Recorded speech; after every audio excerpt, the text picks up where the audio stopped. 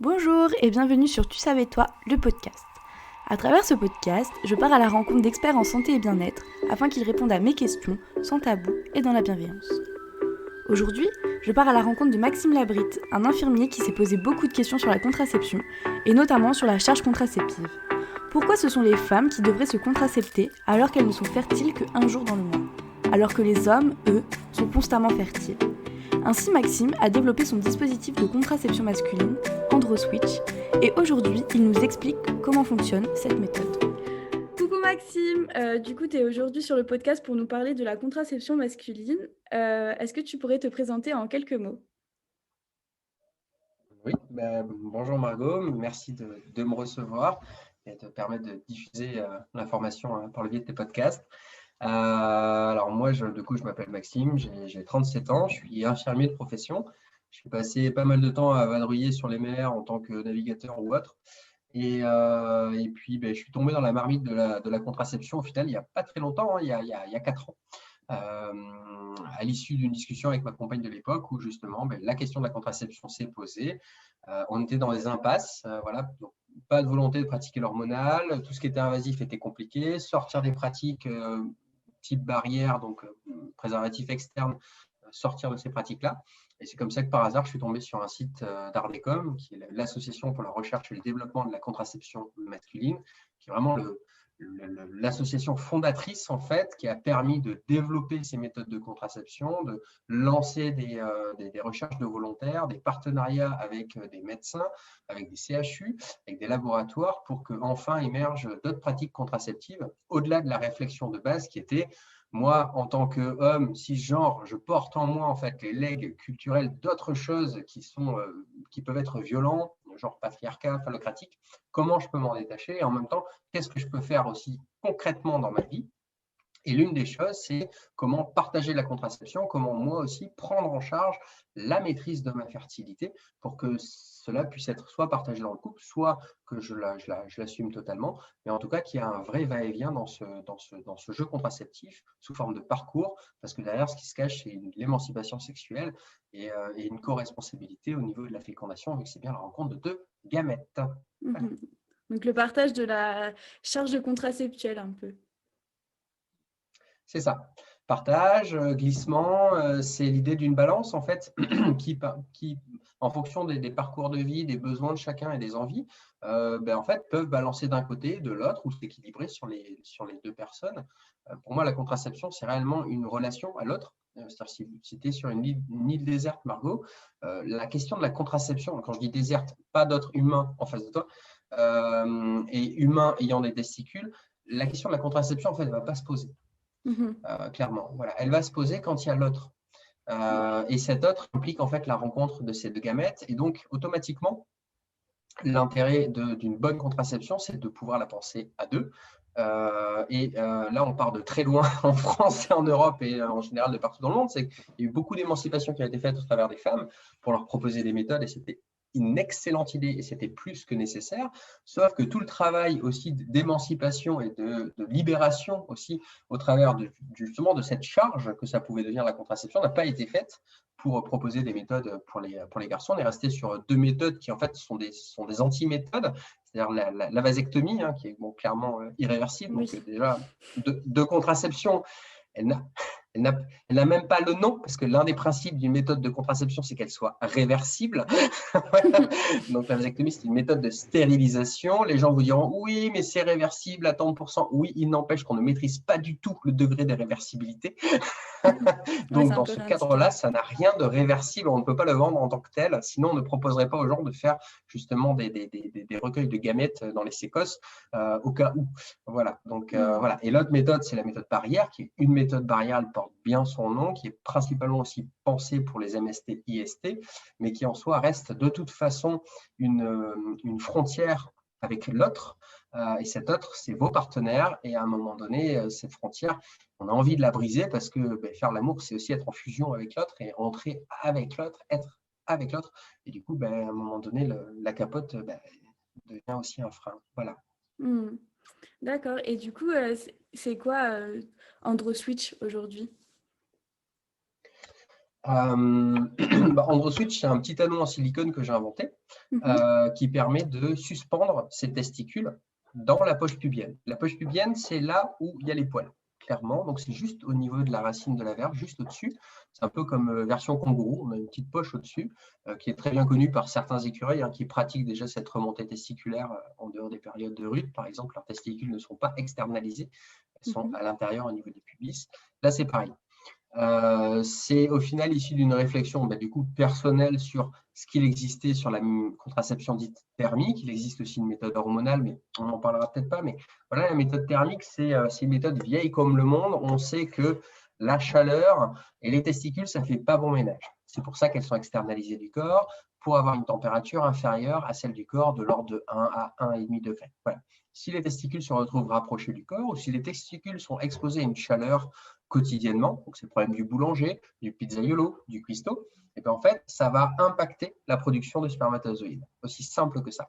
Il y a eu un siècle de recherche pour augmenter la fertilité, dire bon, comment est-ce qu'on peut éviter de réchauffer ces testicules, et à chaque fois, plein d'études sortaient en disant, les conclusions, c'était, mais est-ce qu'on ne pourrait pas envisager ça aussi comme une forme de maîtrise de la fertilité et du coup des applications au niveau contraceptif? C'est resté lettre morte, vous vous en doutez, parce que le monde médical est un monde ultra violent, ultra genré et ultra patriarcal et phallocratique. Enfin, c'est vraiment catastrophique. En tout cas, ça l'est encore maintenant, ça va l'être de moins en moins, mais il n'empêche, voilà, c'est très, très violent.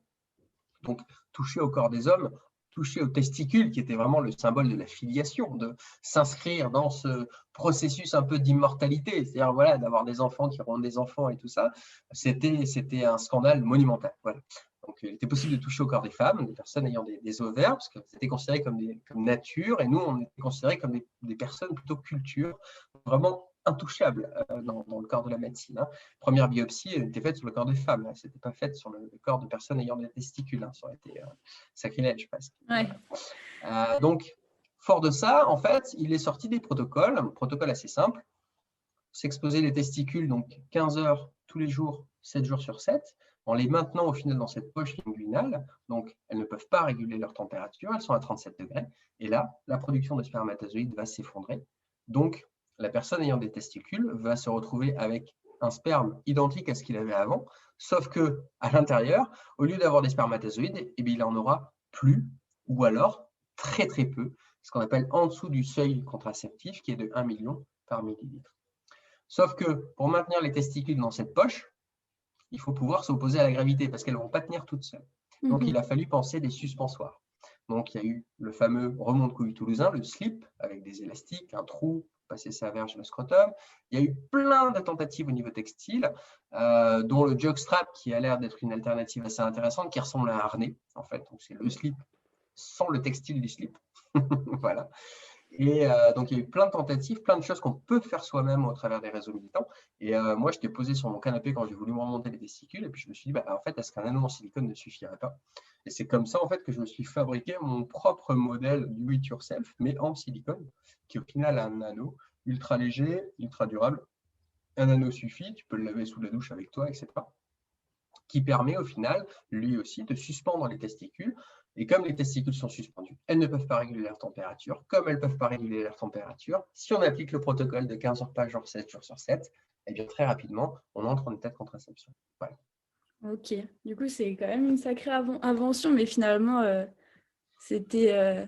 Enfin, c'est une sacrée invention à la fois, mais en même temps c'est simple en fait, comme petit objet, un rond en silicone. Il fallait y penser en C'est fait. ça. Et Fallait y penser. Ouais. fallait y penser. Enfin, déjà fallait savoir et puis fallait se Déjà, il fallait renseigner. savoir. Et peu de gens, enfin, moi j'étais très étonné, je pensais que le coup de l'anneau en silicone, des gens y avaient pensé, tu vois. Quand j'ai voulu breveter le truc et tout, je me suis dit, bon, c'est bon. Ça a déjà dû être breveté, le bordel, tu vois. Non. Mais personne sur Terre a eu l'idée de protéger cette idée et de l'avoir, en fait, tout simplement. Parce que la personne qui a eu cette idée-là aurait vu le potentiel que ça avait derrière, quoi, tu vois. Non, Oui, ouais, personne, non. ça n'intéressait personne. Après, c'est ça qui est chouette dans AndroSwitch, c'est que ça a l'air d'être un petit anneau tout simple Mais en fait, il est ultra sophistiqué. Ça a demandé énormément de travail. Ça a demandé des années, tu vois, de recherche et Oui, développement, de travail avec des ingénieurs, de tests et tout ça, pour arriver à quelque chose qui soit à la fois ultra simple, minimaliste et super ergonomique. Voilà. oui, Mais voilà, le produit fini en soi, tu te dis, ah, mais génial, c'est simple. En fait, non, oui. c'est vachement péchu au final derrière. Et c'est ça qui fait toute la qualité inventive de l'Android Switch, c'est que justement, il semble ultra simple et du coup ultra acceptable. Et c'est ça qui fait qu'on arrive à avoir un levier de transformation en disant, OK, les personnes y vont. Voilà. Hmm, Chose qu'on n'a pas peu avec les modèles textiles, clairement. oui. Voilà. Oui, puis du coup, niveau confort, ça donne quoi? Est-ce on peut ressentir une gêne? Est-ce qu'on doit l'enlever à certains moments ou est-ce que on s'habitue finalement en le portant? Alors, on s'habitue. Alors déjà, sur ça, on est vraiment tous différents. Il y a des personnes pour qui, tout de suite, 15 heures par jour, c'est parti, ça marche. Et il y en a d'autres, ça va être plus compliqué. On est vraiment comment dire, face à des effets indésirables, genre, comme c'est du silicone qui est sur la peau, on peut avoir des phénomènes d'irritation. Mmh. Tu vois, irritation, démangeaison. Ça peut arriver. On peut avoir des phénomènes de compression parce que l'anneau va être trop petit. Du coup, il va falloir rentrer en phase d'essayage pour trouver le bon modèle d'anneau. On peut avoir des phénomènes de douleur, des douleurs de type compression ou détente des canaux spermatiques qui vont signifier que la poche pubienne en fait au-dessus, elle est un peu petite. Du coup, il faut la détendre. C'est un peu comme une poche que tu achètes dans le commerce, elle est collée au départ. Faut faire de Mmh. l'air, tu vois, pour redonner de l'espace. Du coup, il y a ces phénomènes-là qui peuvent apparaître. C'est un peu l'idée au début quand tu commences la thermique avec un anneau, mais c'est sensiblement la même chose avec un modèle textile, parce que des zones de friction, tu vas en avoir, donc des irritations aussi, des démangeaisons, etc. Surtout en plus en fonction du choix du matériel que tu vas choisir au départ. Donc il y a vraiment ces questions, elles sont communes. Mais l'idée de se dire, c'est au début, il y a vraiment une phase d'adaptation. Parce que c'est changer ses pratiques, même si c'est une méthode naturelle, ça demande de s'adapter, ça demande de prendre le temps Mmh. de tester 2 heures tous les jours, puis petit à petit de monter le nombre d'heures pour aller jusqu'à 15 heures. Quand il y a douleur, d'arrêter et de recommencer un peu plus tard. L'idée, c'est vraiment d'apprivoiser son corps pour peu à peu l'intégrer comme une routine dans sa vie en le testant sur les activités de la vie quotidienne, les activités sportives. Et après, ça change que dalle. Une fois que c'est intégré, ça prend 10 secondes à mettre, c'est aussi simple que de mettre une paire de lunettes ou une montre ou n'importe quel vêtement. C'est un geste qui devient automatique. Vous pratiquez au quotidien. Il n'y a pas de problème, vous pouvez uriner normalement, les éjaculations sont identiques, ça n'a pas d'impact hormonal, donc ça ne modifiera pas vos caractères sexuels secondaires ou quoi que ce soit, ça ne change que dalle. Par contre, ça demande une haute responsabilité, parce que du coup, si vous vous contraceptez, vous êtes dans une pratique qui du coup maîtrise votre fertilité, mais encore faut-il aller vérifier que votre pratique est bien bonne et adaptée. Et donc, ça demande de faire régulièrement des spermogrammes, en général un par trimestre, pour vérifier OK. que ces gestes, sa pratique, et toujours en harmonie avec le but qui est d'être en dessous du seuil contraceptif de 1 million par millilitre. Par C'est en millilitre. ça où c'est une très bonne méthode, c'est qu'à la différence de beaucoup de méthodes hormonales ou autres, on ne vérifie pas en fait si, de manière objective, si la personne est bien en état de contraception. C'est des choses qu'on peut faire sur les garçons, clairement, c'est aller vérifier au niveau de la numération, savoir est-ce qu'ils sont fertiles ou pas, est-ce qu'ils sont contraceptés ou pas. Donc en ça, c'est vraiment un gage et un gain de confiance, autant pour la personne dans sa pratique que pour le couple. Voilà. Bah, oui, oui. Et du coup, est-ce que Ouais. c'est efficace directement après la pause ou il faut attendre un petit moment? J'ai vu qu'il fallait attendre un petit moment sur internet. Ouais. Il faut savoir que les garçons sont cycliques. On a plusieurs Mmh. cycles, hein, mais il y en a un qui fait à peu près 3 mois. 3 mois, c'est le temps qu'il faut pour produire un groupe de spermatozoïdes. Donc, que ce soit la méthode thermique, la méthode hormonale, la vasectomie, ce sont des méthodes qui ont une efficacité différée. OK. C'est-à-dire que, à partir du moment où vous pratiquez l'acte, donc vous remontez les testicules pour la première fois, vous prenez votre première dose de testostérone ou vous faites couper les canaux déférents, ce ne sera pas efficace tout de suite. Il va falloir attendre à peu près 3 mois. C'est une période qui est plus ou moins incompressible. On peut la négocier sur 2 mois si on est un peu malin, qu'on fait des spermogrammes régulièrement, 1 à 2 mois et à la fin du 3e mois, en vérifiant un peu.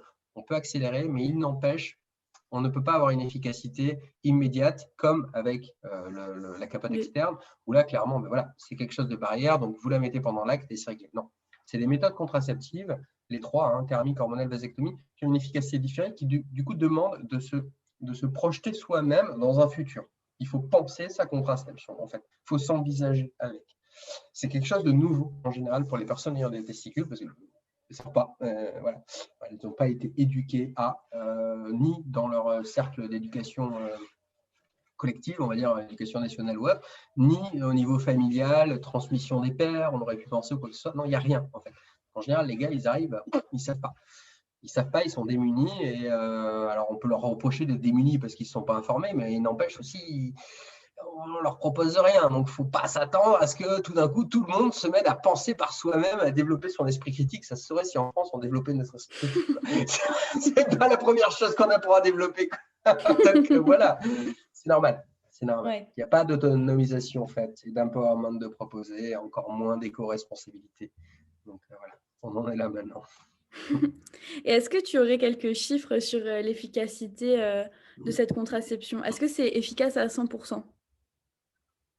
Alors, quelles que soient les méthodes de contraception, Margot, dis-toi bien, il n'y a pas de méthode qui est efficace à 100%, ça n'existe pas, même pas la vasectomie, Ah même oui, pas la ligature des trompes. D'accord? ok. Non. La vasectomie, par exemple, c'est 99,9%. Oui, ok. Oui. Mais ce n'est pas efficace à 100%. Mhm. Après, quand on parle d'efficacité, il faut parler de deux types d'efficacité. Ça, c'est important à comprendre. Il y a une efficacité qui est théorique et une efficacité qui est pratique. En théorie, la capote, c'est super efficace. En pratique, ça l'est nettement moins. Tu vois? Et c'est ce gap-là entre les deux qui est vachement important à aller voir. Voilà. D'accord. Si tu veux, en théorie, la pilule hormonale pour les personnes avec des ovaires, c'est très efficace. En pratique, ça l'est un peu moins. Oui. Tu vois? Ouais, il y a Il y les a un erreurs gap entre les d'oubli, deux. par exemple. Ou... C'est ça. Il y a des erreurs d'oubli parce qu'ils sont dus au fait que la personne, à un moment donné, elle est actrice aussi de sa contraception. Il faut qu'elle Bien apprenne sûr. ou pas. Hein. Derrière se cachent aussi les désirs de grossesse inconscients, les désirs de parentalité inconscients. Il y a énormément de choses, d'actes manqués derrière aussi ça. Sur la stérilité, par exemple, entre le théorique et le pratique, il n'y a quasiment pas d'écart. Mhm. Pourquoi? Parce qu'il n'y a pas d'interaction. Il est posé, ça bouge très peu, il y a quelques grossesses extra-utérines, etc., mais il n'empêche, ça reste assez marginal. Donc voilà, sur la thermique, ce qu'on sait, c'est que sur tous les essais cliniques qu'il y a eu, il y en a eu pas mal, même s'il n'y en a pas encore eu assez pour qu'il y ait vraiment des autorisations de mise sur le marché et qu'on puisse déployer ça, tu vois, au niveau international, réellement. Pas parce que les études n'étaient pas bonnes, hein, simplement parce qu'elles étaient très bonnes, ça donnait très bons résultats, sauf que c'est pas rentable, c'est pas intéressant pour des big pharma et ça colle pas du tout aux pratiques culturelles actuelles. Donc du coup, et en plus c'est écologique. Ah vas-y là, c'est la c'est trop. totale.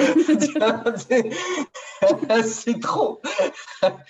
Et en plus, tu n'as pas besoin de voir des spécialistes, ça coûte pas cher au niveau médical. Tu vois, enfin, il y a vraiment ce truc-là de dire, OK, on autonomise la personne, elle n'a pas besoin, la contraception, ce n'est pas une maladie, donc on n'a pas besoin d'avoir des parcours médicaux très compliqués.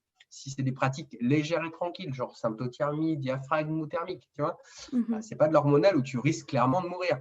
Ouais. C'est vrai qu'il y a un risque de thromboembolique, tu vois, par exemple, voilà, ça pose pas de problème. Ouais, ça, non. Voilà. Donc derrière, il y a beaucoup de business. Mais tout ça pour dire que la thermique, sur tous les essais qu'il y a eu qu'une seule grossesse qui a été due clairement à une erreur de port. Donc la personne a arrêté de porter son dispositif pendant l'essai plus de 3 mois. Donc sa partenaire s'est retrouvée enceinte.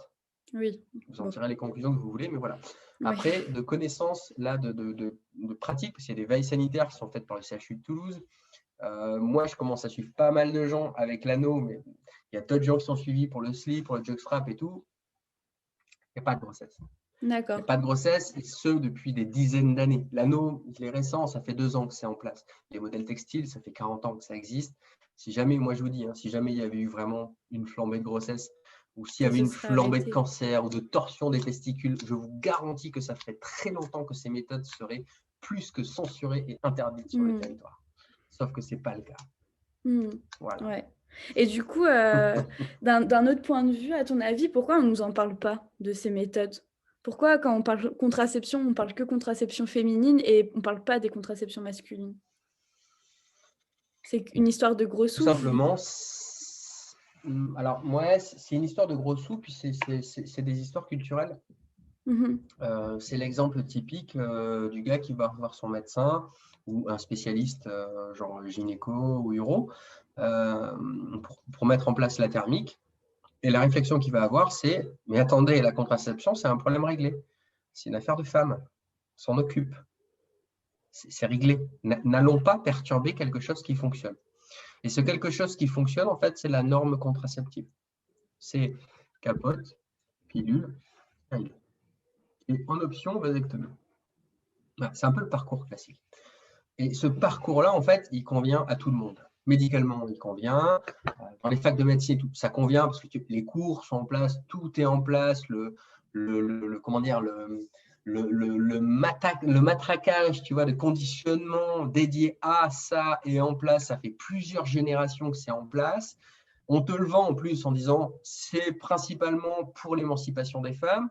Sauf que les mêmes femmes meurent à cause de ces pratiques-là. C'est une femme sur toutes les 8 minutes qui meurt de pratiques abortives et contraceptives dans le monde.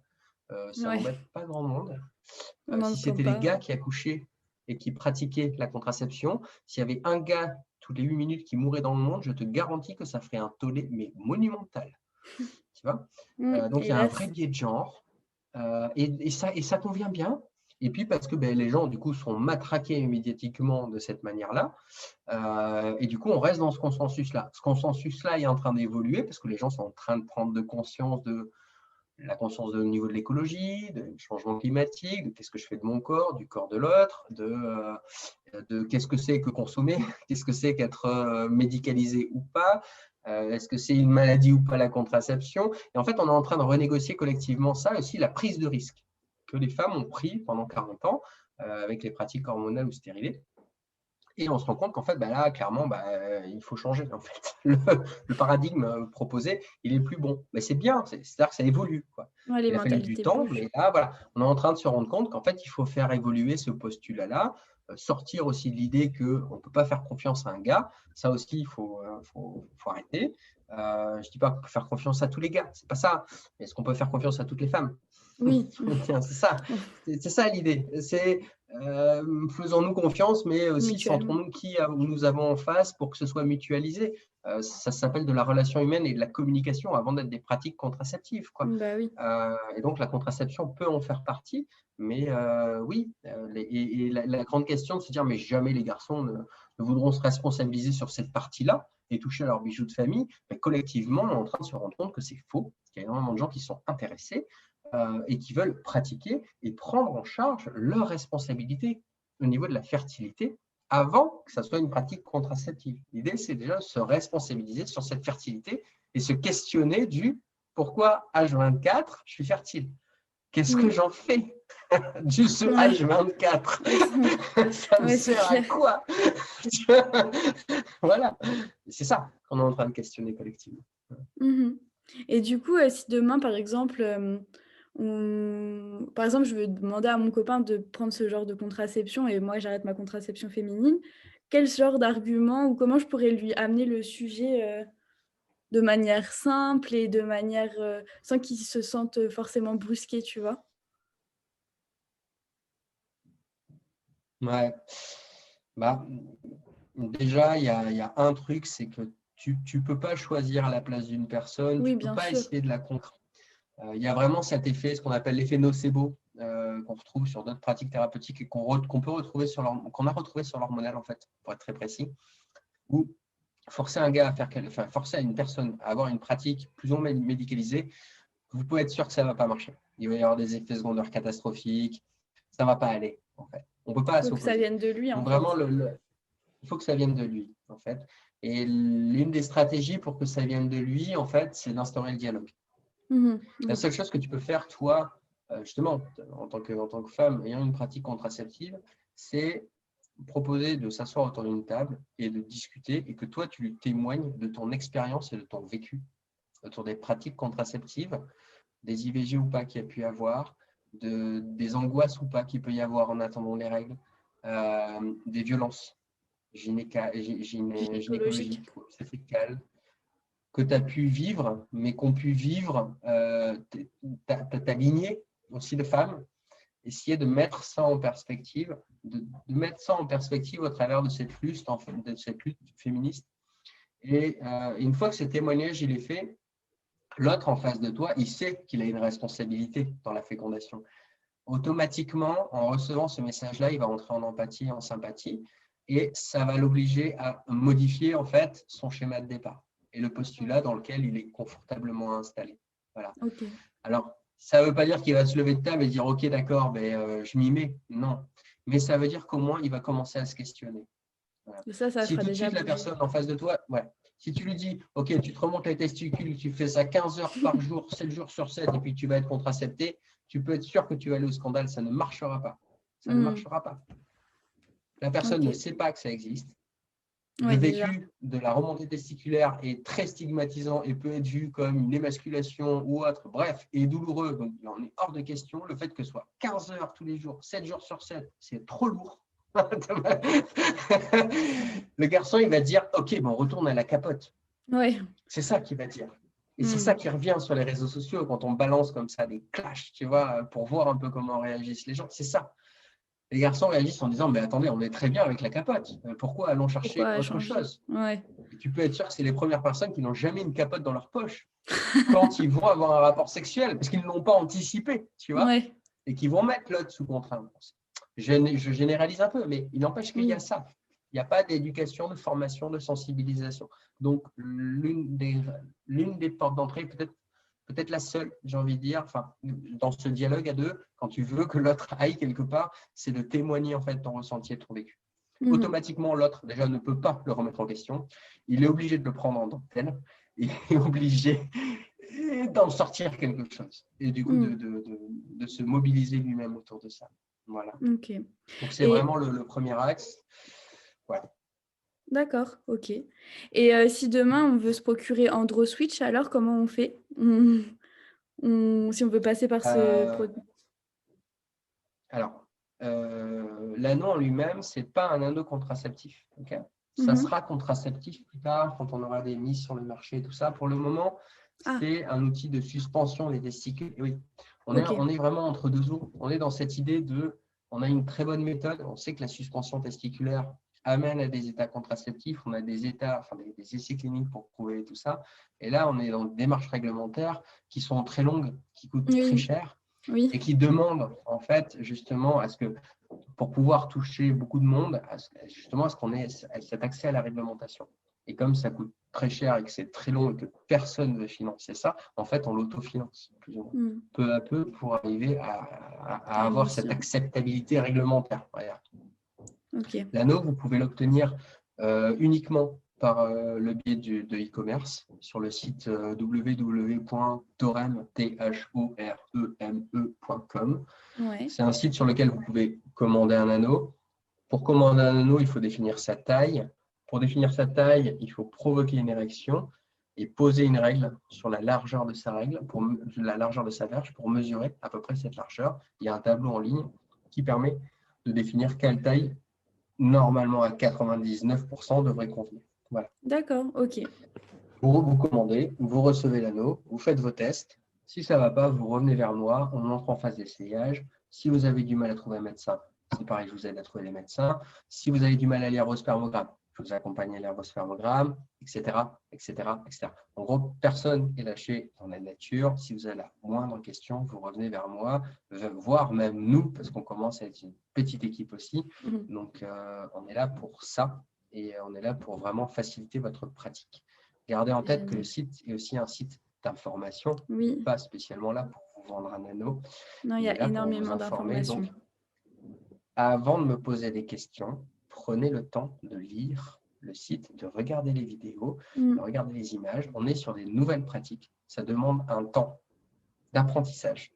Et ce temps-là, il est proposé par cette interface. Elle n'est pas parfaite, ok. Elle pourrait Elle être a le mérite améliorée, d'être ok. là déjà. Mais elle est là, ok. Ouais, Et si ouais. jamais vous avez besoin de rencontrer des personnes physiques sous forme de militantisme, il y a aussi des réseaux militants. Vous avez des liens des réseaux militants sur ma page aussi, donc n'hésitez pas à les contacter. Il y a des petits groupes locaux qui se remettent en place un peu en France pour se fabriquer soi-même ces jockstraps. Il y a des antennes un peu partout. Gardez en tête que le planning familial aussi est vraiment un acteur majeur de ces changements de pratiques au niveau des pratiques contraceptives et qui sera là aussi pour répondre à vos questions. Donc, n'hésitez pas à les contacter. Et la méthode est la suivante. par rapport au médecin traitant, c'est allez-y, allez voir votre médecin traitant par la méthode Colibri. C'est vous qui allez le former, le sensibiliser. Gardez en tête qu'il y a des formations dédiées pour les professionnels. Il y en a 4 cette année, voire 5. Donc, c'est en train d'exploser le truc pour les médecins, par les médecins. Donc, vraiment, vous n'êtes pas tout seul dans votre coin, bien au contraire. Allez-y en confiance et puis c'est ensemble que ça va fonctionner. Exact, super. Merci beaucoup Maxime pour toutes ces informations. Du coup, on peut te retrouver sur le site de Thorem. Et est-ce que tu as d'autres réseaux sociaux pour qu'on puisse te retrouver? Ouais, mais sur Instagram, il y a la Ouais, page Slow Contraception. ouais, Vraiment ok. dans le mouvement slow, hein, où c'est une page d'information vraiment avec une autre manière de présenter un peu les chiffres clés et tout ça pour que la personne puisse appréhender la méthode. Mais là, on est vraiment en phase de test et de redémarrage pour proposer aussi d'autres dynamiques autour de cette page et de ce mouvement un peu de slow contraception. Et après, vous pouvez me retrouver sur Facebook. Il y a une page qui s'appelle la contraception masculine, qui là, par contre, est très large et regroupe en fait tous les articles de presse de France et de Navarre qui parlent en fait de ces thématiques-là. Donc là, c'est vraiment à but purement informatif, mais au niveau médiatique, de voir un peu ce qui se passe pour montrer qu'en fait, il y a une activité, il se passe bien des trucs en fait. Sauf que Ne le dis comme elles pas. ne sont pas regroupées, éparpillées partout, on a l'impression qu'il ne se passe rien. Mais alors en fait, si, si. Voilà.